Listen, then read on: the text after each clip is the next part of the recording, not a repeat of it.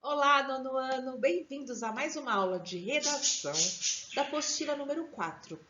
E no módulo 42, hoje, nós vamos ver a dissertação expositiva. Nós vamos retomar e concretizar quais são as diferenças entre a dissertação argumentativa e a expositiva. Conhecer também quais são as condições necessárias para a produção de um texto expositivo e produzir uma dissertação expositiva. Vamos lá? Lá na página 65 da apostila de vocês, nós iniciamos com o conteúdo e já nos deparamos com a diferença que existe entre a dissertação argumentativa e a expositiva, né? Então, existem esses dois tipos. Na dissertação argumentativa, né, o enunciador, ele defende suas ideias e opiniões com o objetivo do quê? De persuadir quem está lendo, o leitor, e de garantir a adesão desse leitor, né? Já na dissertação expositiva, como o próprio nome diz, ele está expondo apenas. Então, o enunciador, ele apresenta ideias e opiniões também, mas sem essa preocupação toda de convencer o leitor ou de garantir a sua adesão. Ele simplesmente expõe ideias e opiniões. Um aspecto importantíssimo que diferencia, né, a dissertação argumentativa da expositiva é exatamente essa persuasão.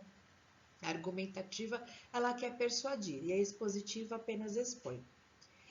Enquanto que na argumentativa, né, o objetivo é fazer com que o leitor ou quem está ouvindo assuma as ideias e opiniões do enunciador como se fossem suas.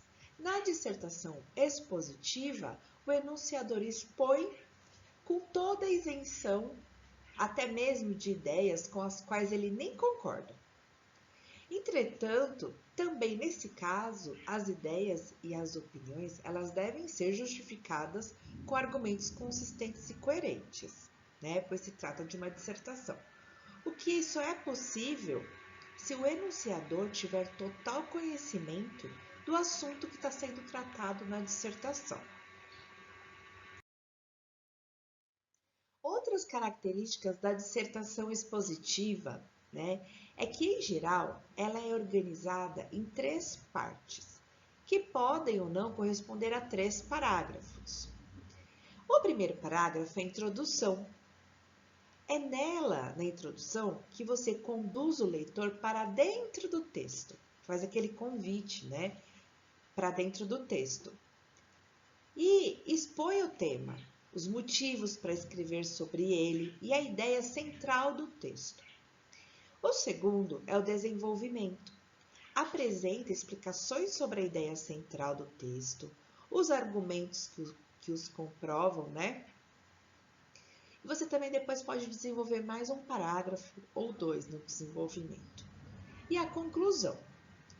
Na conclusão é o fechamento do texto. Então você pode retomar ali a ideia central e resumir as ideias principais, fazendo o fechamento. É sempre escrita em uma linguagem clara, uma linguagem direta, sem envolvimento pessoal, emocional do enunciador. E ela é escrita, né, em terceira pessoa. Na sequência, nós vamos fazer atividade oral e de leitura. E também vamos tratar ler os textos, como nós já lemos em módulos anteriores, que fala sobre o uso do celular em sala de aula. Página 66, texto 1. Professores versus alunos. Debate esquenta sobre o uso de celulares nas escolas. O celular em sala de aula é um problema que tem tirado do sério muitos professores do país. A febre dos smartphones atinge principalmente os adolescentes e faz com que eles não prestem mais atenção às aulas. É proibida a utilização de celulares durante as aulas, disse o diretor Silvio Freire ao ler a lei que proíbe o uso do aparelho. Os professores estão desgastados de tanto pedir para os alunos largarem o celular durante as aulas. É cansativo ficar interferindo o tempo inteiro, explicou o professor de filosofia. Já para os alunos, Se a escola disponibiliza o Wi-Fi, eles podem usar. Coloco em cima do caderno e fico digitando. O professor nem vê, confessou Maria N, de 15 anos. Nem todos os alunos assumiram que utilizam os aparelhos durante as aulas. Eu só vejo as horas, argumentou Tiago G, também de 15 anos, e que estava com o relógio no pulso. A estudante Vitória R, da mesma idade, deu uma dica para não pegar o celular. Só uso no recreio. Na aula, deixo ele dentro da bolsa para não ver a luz piscando. Existe o mito de que os adolescentes de hoje conseguem fazer muitas coisas ao mesmo tempo. Acontece que eles não fazem com a mesma intensidade, sinalizou Adriano Santos, professor de português. Texto 2. Celular e tablet na escola. Você é a favor ou contra? Você acredita que celulares, smartphones e tablets podem ser usados como recursos pedagógicos em suas aulas? Essa foi a pergunta feita a professores e as respostas se dividiram entre 3 categorias. Houve os que posicionaram-se completamente contra a utilização desses dispositivos, ressaltando todos os possíveis pontos negativos. Alguns disseram não se importar com a presença deles. Embora não vejam neles qualquer potencial pedagógico, outros disseram que os utilizam em sala de aula, para explicações sobre o conteúdo e para pesquisas rápidas. A maior parte, porém, afirma não ver qualquer finalidade pedagógica nesses aparelhos e ressalta a dificuldade em dar aulas enquanto os alunos os utilizam. O fato é que dispositivos móveis podem atrapalhar, e muito, não apenas em sala de aula, mas em qualquer lugar onde a sua utilização cause constrangimento e desconforto.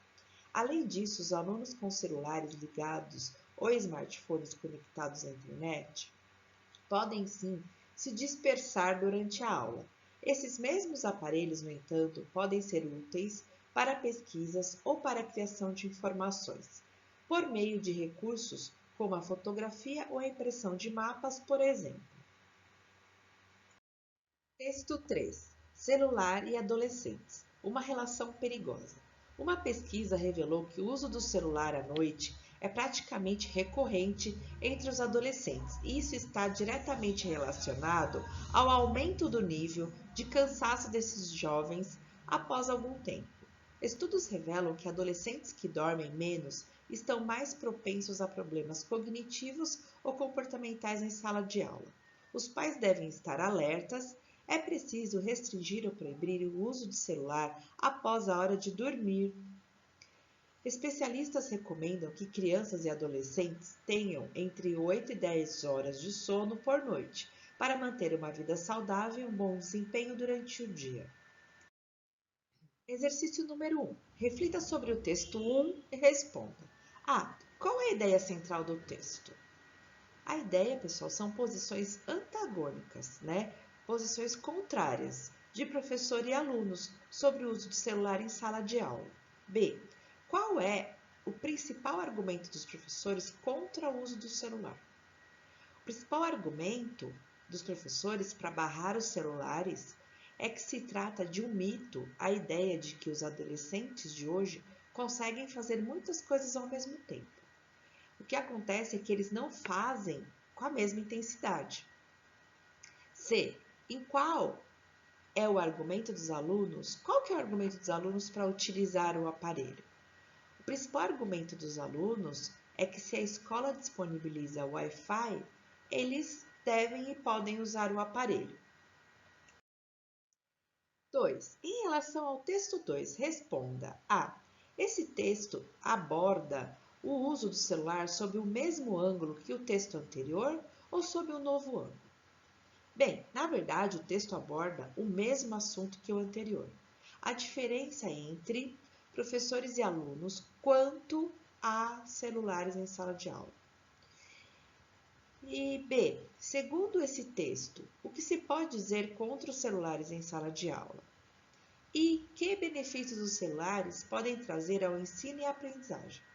Bom, como argumento contrário ao uso dos celulares em sala de aula, o texto ressalta a dispersão dos alunos, que traz dispersão.